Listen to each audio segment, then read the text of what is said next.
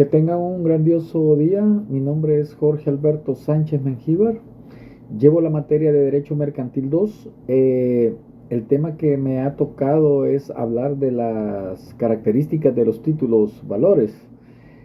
Y como una manera de introducción, vamos a hablar de que los títulos valores son un instrumento privado que demuestra la manifestación de voluntad de una o más personas, estas ya sean naturales o jurídicas, que necesariamente deben observar las formalidades exigidas por la ley para hacer valer el derecho literal, autónomo y de carácter patrimonial contenido en el documento. Ahora, el título valor es un documento que contiene incorporado derechos patrimoniales y que está destinado a la circulación. En la literalidad y la autonomía del título valor se encuentra su estructura o su unidad jurídica, podemos decir.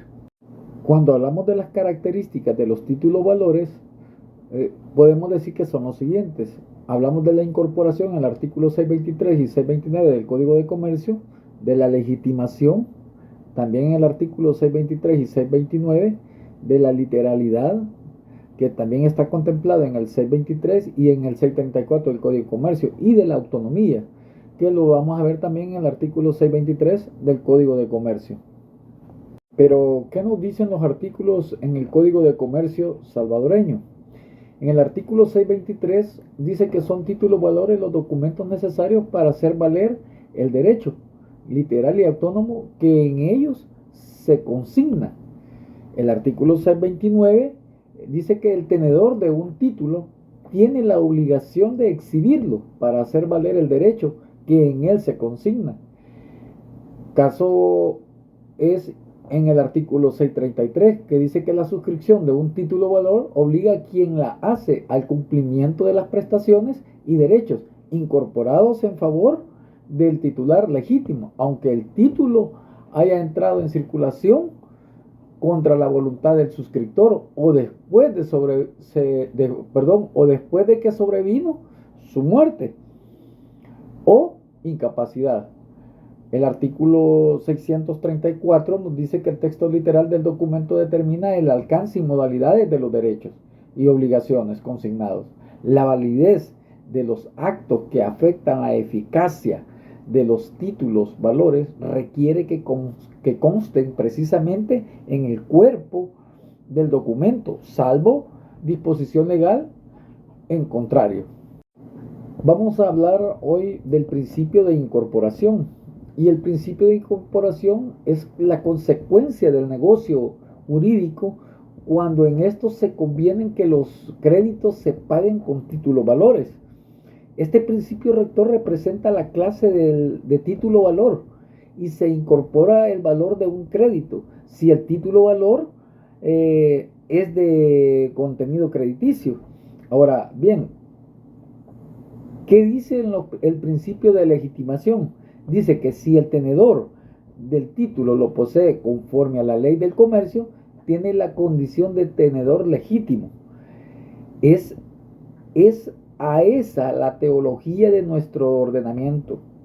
Exigir que la eficacia de las acciones cambiarias tienen lugar a partir de la firma y de la entrega con la intención de negociabilidad. Ahora, ¿qué nos dice el principio de literalidad? El principio de literalidad dice que este estipula la dimensión de los derechos y las obligaciones contenidas en el título valor, ¿verdad?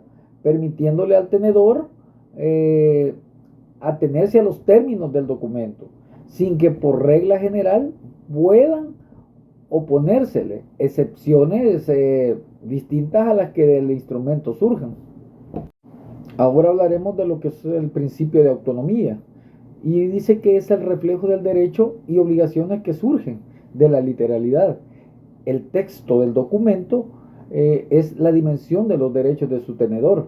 Ahora, dentro de ello existen aspectos de la legitimación, y dentro de estos está la legitimación activa y la legitimación pasiva.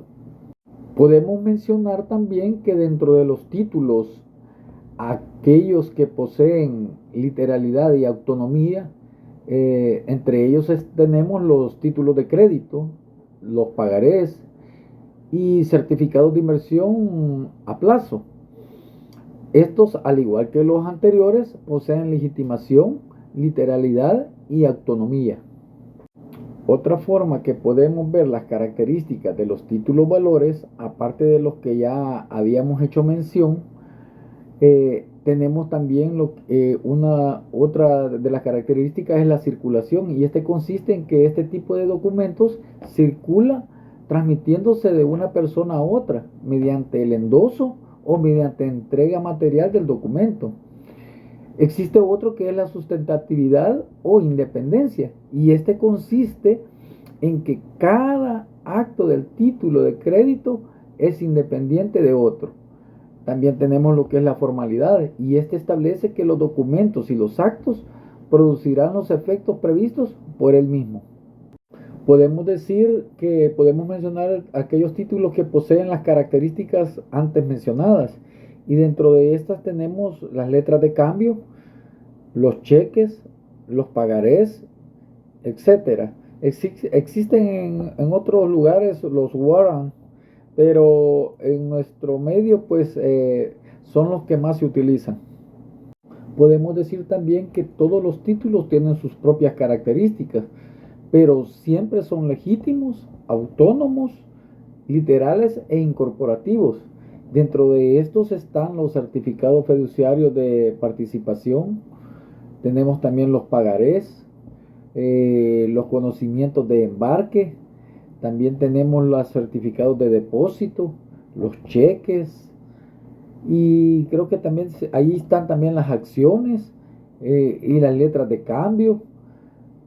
Pero, ¿qué nos dice la doctrina sobre las características de los títulos valores?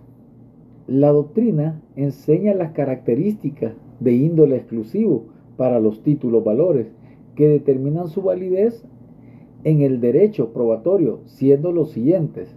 El literal A nos dice que la incorporación en virtud que el título de crédito es un documento que lleva incorporado un derecho, en tal forma que ésta va íntimamente unido al título y su ejercicio está condicionado por la exhibición del documento.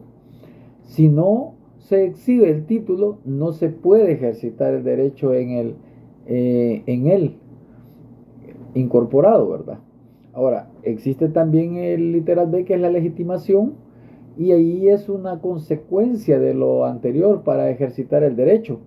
Es menester legitimarse. Quien legalmente lo posee tiene la facultad de exigir al obligado en el título el pago de las obligaciones que en él se incorpora. También tenemos el literal C, que es la literalidad, y esto es el derecho incorporado en el título a fin de determinar su existencia, contenido y modalidad a la hora de su ejecutabilidad. El derecho se medirá en su extensión y demás circunstancias por la letra del documento. Lo que no se haya consignado no existirá para el juzgador.